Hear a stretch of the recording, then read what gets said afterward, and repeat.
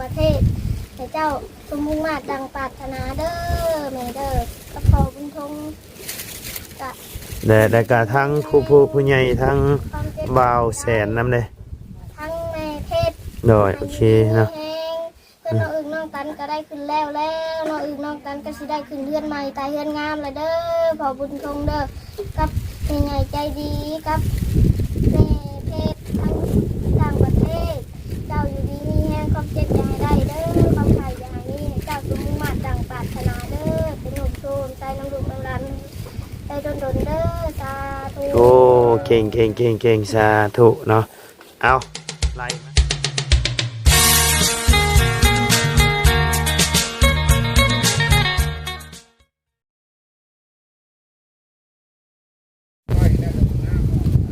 ทายกับสบายดีเด้อเนาะพ่อแม่พี่น้อง FC เปิดสุขุสู่คนเอาไว้สู่ในและทางประเทศเป็นยินดีต้อนรับสู่ช่องบ่ไลคือเก่าเนาะเอาพอดีละพี่น้องเอ้ยมื้อนี้ก็ทางบ่ไลก็สิได้มอบเฮือนมอบศาลที่ทางผู้รักผู้ใหญ่เพิ่นได้สดซอยมาให้ทางครอบครัวน้องอึ่งน้องตันเพิ่นให้แล้วให้ทั่วเนาะพี่น้องเอ้ยมีแต่ว่าให้เพิ่นดูแลรักษาเอาวัดนี้พี่น้องเอ้ยถือว่าจบสิ้นแล้วเนาะพี่น้องเอ้ยบัดนี้สำเร็จเรียบร้อยพี่น้องเอ้ยเรียบงานที่ทางผู้รักผู้ใหญ่เพิ่นได้มอบหมายให้พี่น้องเอ้ยทางบ่ไลก็ได้ดำเนินการให้เรียบร้อยแล้วพี่น้องเอ้ยผู้เนาะขึ้นเฮือนขึ้นศาลแล้วพี่น้องเอ้ยเนาะมีแต่ว่าสิได้มอบให้เพิ่นดูแลรักษาเอาบัดนี้เนาะเฮือนศาลเพิ่นอันนี้อะไรมันสิอยู่ได้น้ำเฮาดนๆเนาะพี่น้องเอ้ยก็ดูแลรักษาเอาหั่นแหละบัดนี้พี่น้องเอ้ยพี่น้องเอ้ยเดี๋ยวเข้าไปหาทางอ้ายๆนางเอื้อยกับนางน้องเพิ่นกันเลยพี่น้องเอ้ยไปพี่น้องเอ้ยขึ้นไปถึงเรือนถึงศาลก่อนบัดนี้เนาะ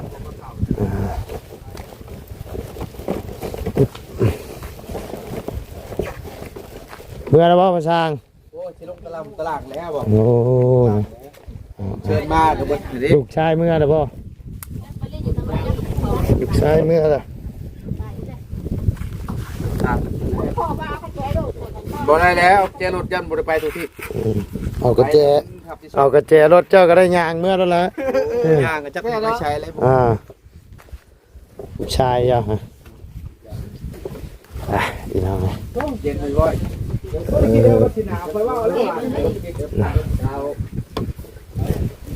โอ้สบายดีเก็บกระโตกกระเต็นก่อนเนาะเรียบร้อยเก็บค่าข้าวผ้าน้ำก่อนพี่น้องเลย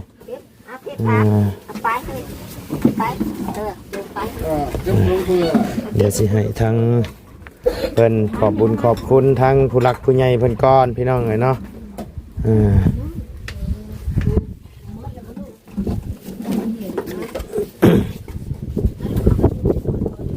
หายไปเสร็จแล้วหมอลำเพิ่นกับเมื่อน่ะเนาะลำกับมือเลยนะมุดแล้วเป็นอยู่แล้วหน่อย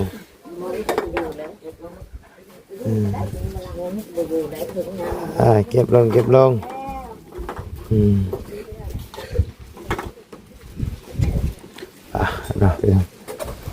หลอดนี่ยังหุงปกติว่ะ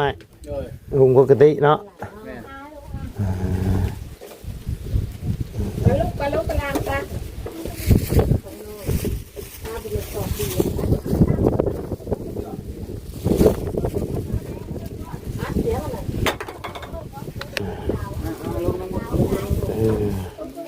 ถอกแล้วก่อนเป็นยังน้ำ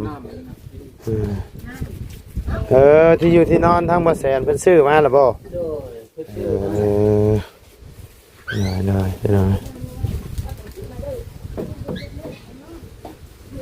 มื้อแรงเปิดประตูหน้าต่างงอกมันฮ้อนกะ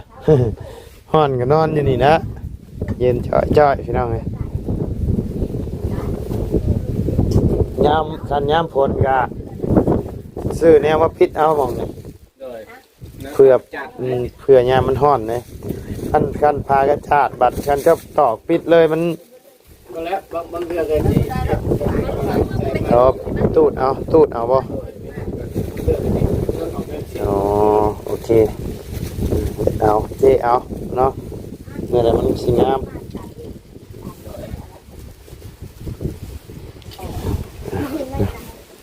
เห็นบ่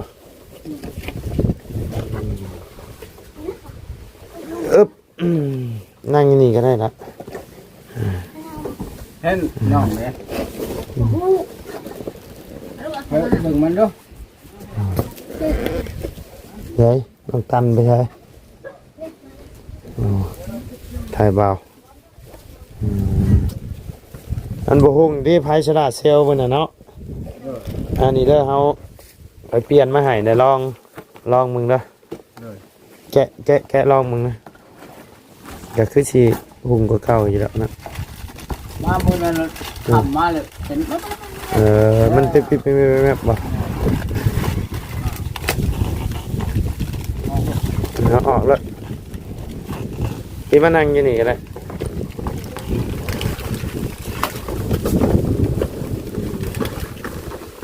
ลองไฟฉลาก่อนไปเปลี่ยนมาให้ใหม่ละ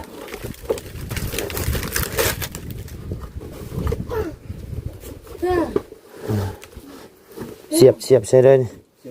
เสียบนะปรุง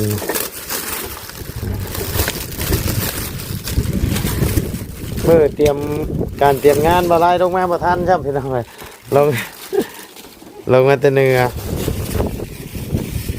ข้าวต้มแต่ว่าอันนี้พอแล้วเนาะโบผ้ามุนก็ได้เสียบใส่ชื่อกับพ่อแล้วยังจะถอดอยู่ลองมึงดูปรุงบ่เนี่ยสองปุ่มนิดหน่อยปรุงบ่ได้ตัวนี้โอเคร้อยมีแต่บัตรเก็บไปเลยเก็บออกมาไว้กินงอกไปที่ชาวดังเขาใช้อินเดียที่บอกยังทันได้กินมันยังขึ้นสมอง ดึงออกแล้วลุกเลยนะ หมดเอากดมันก็ไหนบ่ร้อยไปเปลี่ยนแต่มื้อนั้นพุ่นแหละยันมันคันมันหล่นนะยันเพิ่นบ่ให้เปลี่ยนแม่นเลยก็เลยโทรหา น้อย อย่างนี้ลูกว่าไผกับลูกเด้อ น้อย เว้ยโทรหาบ่ไว้ น้อยมันเป็นหยังมันอันนี้คันมันหล่นน่ะมันก็สิบ่ไล่แล้วบัดนี้มันเป็นหยังกะตัวแล้วบ่ได้ตัวแล้ว คันมันดำมือดำใดนี่ได้อยู่ ได้อยู่ตัว มันแจ้งอันนี้นะไตแจ้ง แจ้งบ่ นี่แจ้งเลย น้อยอยู่เฮือนก็มีพายผ้าบ่ บ่มีแน่ โอ้มีบ่เอาเนาะมื้อนี้ก็ถือว่ามือขึ้นเฮือนขึ้นศาลใหม่ของน้องอึ่งน้องตันหรือว่าครอบครัวเพิ่นนั่นแหละเนาะพี่น้องเอ้ยก็ดีอกดีใจนำเด้อทางบ่ไลกับพี่น้องเอ้ยได้สร้างฝันของน้องๆเพิ่นประสบความสำเร็จแล้วพี่น้องเอ้ยก็ดีใจนำพี่น้องก็อาจสิบ่ได้แบบเป็นเฮือนก็ลูลาคือบางเคสที่ผ่านมาก็ได้สำนี้ก็ถือว่าดีใจแล้วเนาะพี่น้องเอ้ยก็ใครกว่าเก่าหลายดีพี่น้องเอ้ย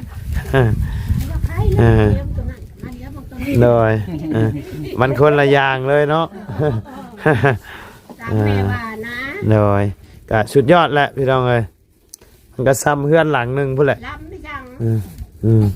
ซ้ำเพื่อนหลังหนึ่งด้วยแหละโบเมนเทียง มาเห็นมันนี่เล็กวัดแต่หลานมาอยู่นี่ก็จำเป็นที่จะยันบ่เห็น เจ้าหาสิออกมาบ่เจ้าก็ หาก็สิออก เจ้านี่เป็นแม่ เอื้อยแม่เป็นเอื้อยแม่เป็นป้าเป็นป้าหลาน โอ้เจ้าเอิ้นป้าโดยผู้นี้น่ะแม่เจ้าเนาะอันนี้นะป้าเจ้าผู้นี้ได้ใช่ ลูกป้าแม่คอยเป็นเอื้อยผู้นี้ผู้นี้เป็นน้องผู้นี้เจ้าเป็นเอื้อยผู้นี้ เออเอากะพอดีแหละเนาะอยู่พร้อมหน้าพร้อมตาทางมาไล่ก็จะได้บอกเนาะเอาเฮือนหลังนี้ก็ทั้งเป็นทางผู้รักผู้ใหญ่เพิ่นสร้างให้เนาะมีแต่ว่าบัดนี้ทางมาไล่ก็จะได้มอบแล้วบัดนี้มอบให้ชื่อเจ้าดูแลรักษาเอาเด้อบัดนี้เด้อเป็นของชื่อเจ้าหั่นแหละบัดนี้เป็นของชื่อเจ้าเบิดทุกสิ่งทุกอย่างดูแลรักษาเอาบัดนี้ต่อไปทางบ่ไล่กะนานๆสิได้เข้ามาเยี่ยมมายามไม่บัดนี้กะสิบ่ได้เข้ามาตลอดแล้วเพราะว่ามันก็แล้วเบิดทุกสิ่งทุกอย่างเลยแต่ว่าก็สิเข้ามาอยู่หรอกเพราะว่าเวียกงานกันผู้ใหญ่เพิ่นให้เข้ามาก็เข้ามาพี่น้องเอ้ยก็เข้ามาเยี่ยมมายามโยบ่แม่นว่าสิบ่เข้าเลยก็เข้ามาคือเก่าโยเนาะก็คันมีเวลาก็สิเข้าไปเบิ่งเฮือนเบิ่งศาลเพิ่นอยู่พี่น้องเพิ่นว่าเอื้อนเพิ่นก็พาใบตองเนาะแอมไว้อยู่พี่น้องเอ้ย ดูแลรักษาเอานี่แหละบัดนี้ผู้ใหญ่เพิ่นเฮ็ดเพิ่นสร้างให้แล้วเนาะทางบ่ไล่กันในนามทางหน้าเป็นสะพานบุญให้ผู้ใหญ่เพิ่นพี่น้องเอ้ยก็ได้เฮ็ดสำเร็จแล้วเป็นที่เรียบร้อยแล้วพี่น้องเอ้ยเนาะก็มีแต่ว่ามอบให้ดูแลรักษาเอาบัดนี้มาเฮ็ดจังใดมันสิอยู่ได้หลายปี หลายผ้าหลายปีนำคือหมู่คือคู่เนาะดูแลรักษาเอาบัดนี้พังน้ำกันเด้อเรือนชานหลังนี้เนี่ยเป็นของน้องอึ่งน้องตันเพิ่นกับครอบครัวเพิ่นนี่แหละเด้อแม่เด้อท้ายเฮานี่มีแต่หน้าที่มาเฮ็ดมาสร้างให้สร้างแล้วก็คือมอบแล้วก็ดูแลรักษาเอาเด้อบ่อยากดูแลกับพวกขึ้นยามันเนาะ โดย กับพวก ก็ดูแลเอาหั่นแหละเฮ็ดอะไรซะบ่แม่นว่าของที่เฮามาบ่แม่นว่าสิ่งที่เฮาได้มาง่ายเฮาก็บ่รักษามันก็บ่แม่นเพราะว่ากลัวเฮาสิได้มาง่ายนี่ก็จักยามใดเพิ่นสิมาพบมาพ้อเฮาคือแนวนี้แม่นบ่ล่ะบ่แม่นของง่ายๆได้ที่100 คนพันคนจังสิมีผู้หนึงที่สิได้แนวนี้เด้อผู้ใหญ่เพิ่นสิถูกหูถูกตาเฮาสดซอยบางคนนี่ทุกข์กว่าเจ้าก็ยังมีได้ทุกข์กว่าชูเจ้านี่ก็บ่ได้ก็ขึ้นอยู่กับบุญวาสนานำบ่แม่นว่าเพิ่นมาซอยนั่นนี่ไล่มาง่ายๆเฮาสิเฮ็ดแนวใดก็ได้บ่แม่นเนาะแต่ว่าก็เชื่ออยู่ดอกทั้งครอบครัวเพิ่นนี่คืออ้ายเรานี่ก็โอ้พี่น้องเอ้ยสมเราอยากได้อยู่เนาะไม่ตอกขอกตาละพาเองเบิดพี่น้องเอ้ยถือว่าสุดยอดเนาะตั้งแต่เฮ็ดมาก็ผ่านมาหลายหลังบ่หลายก็สิเห็นทั้งอ้ายเรานี่แหละเนาะพาไม้พาตอกเองทุกอย่างพี่น้องเอ้ยก็ลดต้นทุนไปหลายนะพี่น้องเอ้ยถือว่าลดหลายๆสิ่งหลายอย่างอยู่เนาะก็เงินในว่าไรนี่ก็ยังเดืออยู่แต่ว่าเดี๋ยวก็สิมีมาเรื่อยๆหั่นแหละเนาะจนว่ากลัวมันสิเบิดในงบเฮานี่แหละก็ยังอยู่แล้วก็เฮามอบมื้อเช้านี่ก็2 ล้านเนาะทั้งพ่อเพิ่นบอกเลยก็ทั้งพ่อเพิ่นสิแจ้งมาอีกทีเรื่อยๆหรอกเนาะให้ซื้อนั่นซื้อนี่ซื้อนั่นซื้อนี่เดี๋ยวเฮาก็สิซื้อมาตามที่จุดประสงค์ผู้ใหญ่เพิ่นบอกเด้อคันมันเบิดแล้วเฮาก็สิแจ้งบอกอีกเทื่อนึงตามจุดประสงค์เพิ่นให้ซื้อเนาะดูแลรักษาเอาหั่นละบัดนี้ต่อไปก็มันผุมันพังก็ทีมงานบ่ได้เข้ามาก็จะได้ดูแลรักษาต่อเติมเอาเองหั่นละบัดนี้สร้างเป็นพื้นฐานให้แล้วพี่น้องพากระจาดยังเหลือจักอัน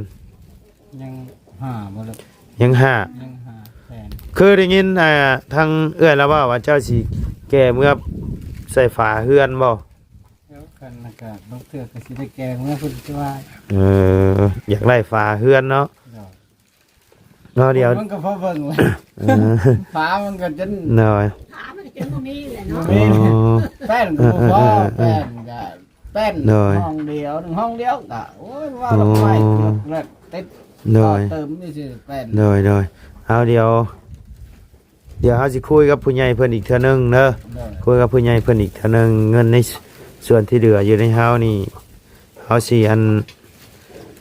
ดมกับพ่อเพิ่นบางเทื่อก็สิซื้อผ้ากระจาดอีหยังให้เจ้า เมื่อใส่เฮือนเด้อ โดย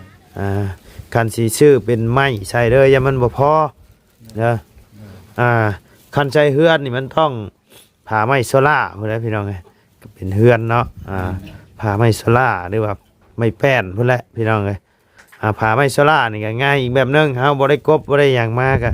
คือใส่เลยพี่น้องเอ้ยใส่แต่ละเฮือนมาผ่าไม้โซล่านี่ก็งบประมาณก็โยได้อยู่ได้พี่น้องเอ้ยระดับ20ปลายล้านพุ่นแหละขันต่ำนะ แม่นแหละ ขันต่ำนี่ก็รับ20ปลายล้านพี่น้องเอ้ยเฮือนจังห้องเพื่อนช่องห้อง 2ห้อง ช่องห้อง ความกว้างความยาวเลย ก็กว้างมันก็กว้าง7 เมตร 7เนาะ 7 เมตรจังนั่นก็6 เมตร6 เมตรปลายนี่มันจะ ประมาณ7x6เนาะ โดย 7x6พี่น้องเอ้ย7x6ก็ถือว่าใหญ่อยู่แล้วพี่น้องเอ้ยก็สิลื่นนิดหน่อยนึง น้อยนึง อันเดินนิดหน่อยนึงพี่น้องเอ้ยก็บ่ใหญ่ปานใด ขาตัว โดยบุกั้นห้องคือกันบ่ ยังบ่ทันได้กัดเลย เฮ็ดโล่งเลย ลมข้างแล้วก็ โอ้โล่งเลยเนาะทั้งในนี่คือโล่งเลยบ่ได้กั้นในนี่เนาะโดย ฟ้ากับแนมเห็นหมดเลยเพียงกับ โดย พาไปตอง โอ้พาไปตองกง กินหมดแล้ว โดย หมดมันตั้งแต่ได้แล้วเหรอ โดย ในกระ มั ดาษ นพอมันยังบกโคลงคือว่าแล้วก็เพื่อนก็ว่าญาติน้ำจิ้มยองไปแหละ โดย ห้องที่ว่าของแนวใส่ภาคไม่ไปบ้านเฮานี่แหละ ยังบ่มีแผ่นเนาะ แป้นบ่พอแป้น เออ ห้องเดียวก็บ่พอนะ หน่อย เก็บไม้ลงเรือยเขาเสีย เออ เก็บมาต่อเติมเอา มันเฮ็ดไม้คือว่าแล้วมันมีไม้เลยก็เลยคากอยู่เลยอยู่หั่นนั่นคือว่าแล้วมันมีไม้ก็ เอาถ้ามีโอกาสสิเข้าไปเบิ่งพี่น้องเอ้ยเข้าไปเยี่ยมไปยามเบิ่งทั้งเฮือนชานของน้องอึ้งน้องตันเพิ่นพี่น้องเอ้ยก็คือเจ้านี่ย้ายมาอยู่บ้านนี่เลยแหละบ่ ก็ยัง ไอ้ ยังบ่ทันแห้ง ลงมาพี่แน่ ซัมใบซัมมโนน่ะอยู่ได้อยู่บ้านไหนจ้ะ อยู่บ้านเมียพุ่นแหล้ว อยู่บ้านเมียซัมมโนน่ะแบบเก็บเงินเก็บคำก็เก็บอยู่พุ่นบ่ แม่ เราก็ซื้อมาเคียง ขึ้นอยู่พุ่นเนาะ แม่ อยู่พี่เจ้าบ่ได้เกี่ยวเนาะ บ่ได้เกี่ยว และสมมติเนาะสมมติว่าเจ้าสิเข้าอยู่บ้านนี่เข้าอยู่บ้านนี่แหละเจ้าก็ต้องแจ้งทั้งในบ้านว่าเจ้าสิอยู่นี่ประจำบ่ ไอ้อันนี้นะ เลย บ้านนี่แต่แจ้งเพิ่นก็มีแต่ว่านั้นของแนวบ่ได้อยู่ในนี้เนาะ ไปสู่เมีย ไปสู่เมีย ไปสู่เมียอยู่คุณ โดย มีที่เฮ็ดคือว่าแล้ว มีทีเห็นนั้นแต่บางทีขับแคบนะ โดย หาทีบอลนั้นหาบอลสุดบ้างมาเห็ดบวชเห็ดสวนอยู่นะเดือน โด ละ ยโดยแต่ว่าสัมมโนอีหยังยังขึ้นอยู่พุ่นเบิดเนาะ โดย แสดงว่าอยู่พี่เจ้าบ่ได้อยู่เนาะ โดย เก็บเงินเก็บคำกะ มีแต่คนนะ อยู่พุ่นเบิด แม่นี่ เอาเมื่อไหม โดยเพราะว่าเราเมื่อสู่เมียอยู่บ้าน โดย แล้วนี้เนาะแล้วก็โอ้ไก่เนาะสิมีเวียกมีงานนี่ก็รถจอกรถจักรก็ยังบ่มีเนาะ นี่แหละ โอ้พี่น้องเอ้ยรถไทยก็บ่มี ใช้ก็บ่มีแต่ว่าคันเรียกงานก็มีแต่เอาเอ้ยน้องๆแล้ว ขี่เมื่อขี่รถไทยเมื่อขนาดเฮาขี่รถจักรตามก้นจะไปมือไปซื้อสังกะสีก็ยังมิ่งไปพี่น้องเอ้ยไกลนะประมาณ10ปลายลักพุ่นจังเนาะ คันบ่กลัว ฮอดแล้วสิไปหลายลำนะ หน่อย บาดนี้ เกือบเช้าพุ่นเนี่ย หลังจากแต่ตัวเมืองเขาไปหาบ้านแล้วก็เดี๋ยวประมาณ2 ลักกว่าหรือ โอ้ 3ประมาณนี้แหละประมาณ หน่อย 2 ลักกว่าจึงคิดถึงบ้าน หน่อย ไก่คือไก่ เอาสิเนาะเอาทั้งนี้ทั้งนั้นก็มีแต่ว่า อยากให้ทั้งเจ้าเรือนชานกันแล้วเดี๋ยวเนาะมีแต่อยากให้ทั้งเจ้า ขอบบุญขอบคุณผู้หลักผู้ใหญ่เพิ่นเด้อวันนี้เด้อที่เพิ่นได้สดซอยเฮ็ดเฮือนเฮ็ดซานพอได้มีหม่องอยู่หม่องเศร้าเนาะก็มีแต่ว่าให้เจ้า ขอบบุญขอบคุณผู้ใหญ่เพิ่นนั่นแหละเด้อเอายกมือขึ้นแล้วก็ขอบบุญขอบคุณเพิ่น ขอบคุณ อ่า เด้อ พอบุญทงกับแม่ใหญ่ใจดี โด ทาย งต่างประเทศให้เจ้าอยู่ดีมีแฮงเด้อแม่นะแม่ใหญ่ใจดีอยู่ทางต่างประเทศให้เจ้าสมมุ่งมาตรดังปรารถนาเด้อแม่เด้อกับพอบุญทงกะ แต่ก็ทั้งผู้ใหญ่ทั้ง ความเจ็บ บ่าวแสนนำเด้ ทั้งแม่เทศ โดยโอเคเนาะ เพื่อนน้องอึ่งน้องตันก็ได้ขึ้นแล้วน้องอึ่งน้องตันก็สิได้ขึ้นเรือนใหม่ตายเรือนงามเลยเด้อพอบุญทงเด้อกับแม่ใหญ่ใจดีกับแม่เทศทั้งต่างประเทศ เจ้าอยู่ดีมีแห้งความเจ็บอย่าให้ได้เด้อความไข่อย่าให้มีเจ้าสมมุ่งมาตรดังปรารถนาเด้อเป็นหนุ่มโชมใจน้ำดุน้ำรันใจโดนเด้อสาธุ โอ้เก่งสาธุเนาะเอาไล่มาเรื่อยๆตามลำรับเนาะเอาทั้ง เก่งกัน แม่บัดนี้เนาะ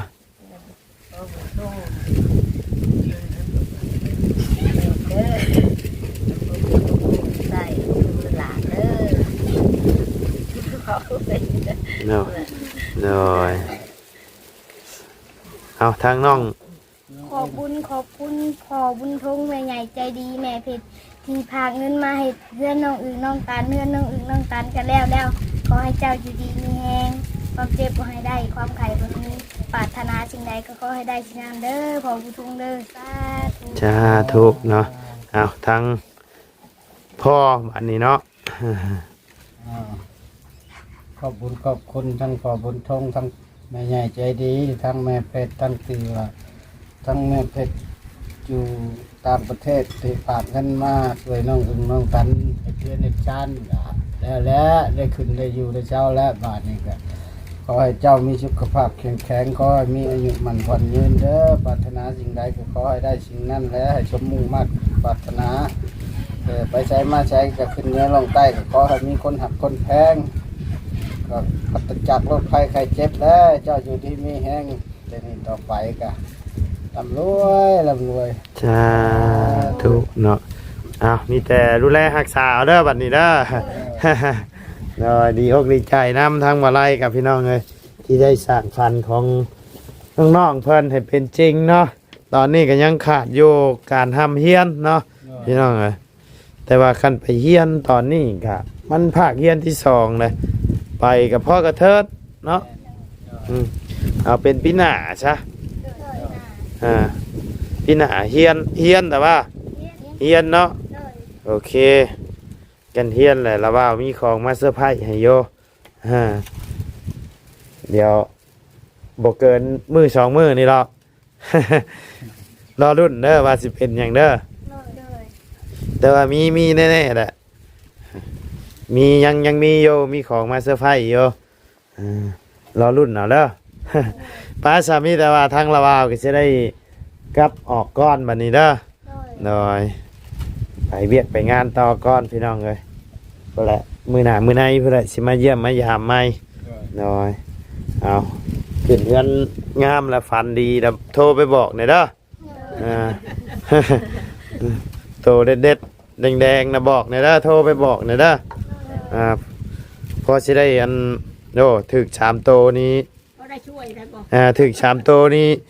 ออกให้แล้วหน้ารถจักรนี่ บ่เอาฮอด6หรอกเอา3พอเอา3โตแล้วให้รถจักรคันหนึ่งนี่ 3ตัวโอเคเนาะ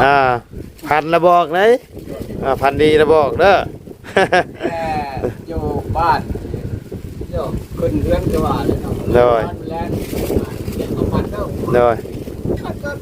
ก็ว่ามันสร้างลุกเนาะ โดย มันใช่แล้วก็ตกแปะเลยนะผัด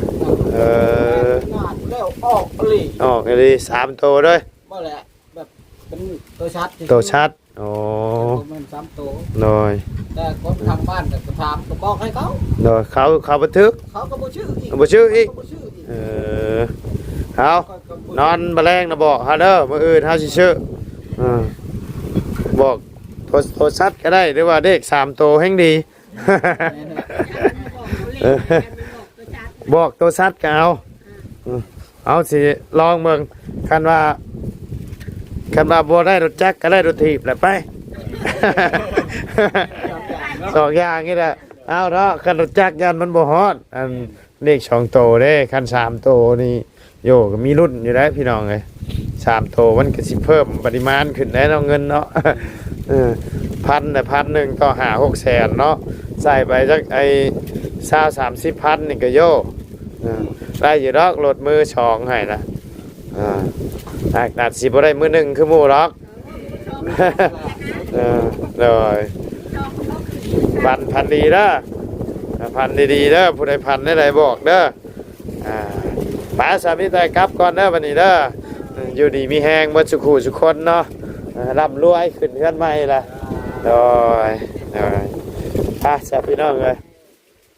ตั้งบ่ไล่ก็สิได้ขอตัวกลับก่อนพี่น้องเลยไปเวียกไปงานต่อก่อนเนาะเอาก่อนอื่นก็ต้องขอบบุญขอบคุณทางผู้หลักผู้ใหญ่เพิ่นเบิดสุขุสุคนเนาะที่ได้สดซอยทั้งครอบครัวน้องอึ่งน้องตันเพิ่นเนาะพี่น้องเอ้ยก็ถือว่าสำเร็จเรียบร้อยแล้วพี่น้องเอ้ยก็ขอให้พ่อบุญทงและแม่ใหญ่ใจดีและผู้ใหญ่ทั้งบ่อแสนเพิ่นเนาะก็ขอให้อยู่ดีมีแฮงความเจ็บบ่ให้ได้ความเด้อเนาะปรารถนาสิ่งใดก็ขอให้ได้สมความมุ่งมา่ดังปรารถนาเนาะบ่ว่าเสียธุรกิจการงานหยังก็ขอให้เฮงๆปังๆร่ำๆรวยๆตลอดปีและตลอดภัยเด้อเนาะบ่ว่าสิขึ้นเหนือล่องใต้ก็ขอให้ตลอดปลอดภัยเนาะและที่สำคัญก็คือขอให้สุขภาพร่างกายแข็งแรงพร้อมครอบพร้อมครัวตลอดปีและตลอดไปเด้อเนาะอยู่เป็นร่มโพร่มไทรให้ลูกให้หลานไปดนๆเด้อเนาะสาธุพี่น้องเอ้ย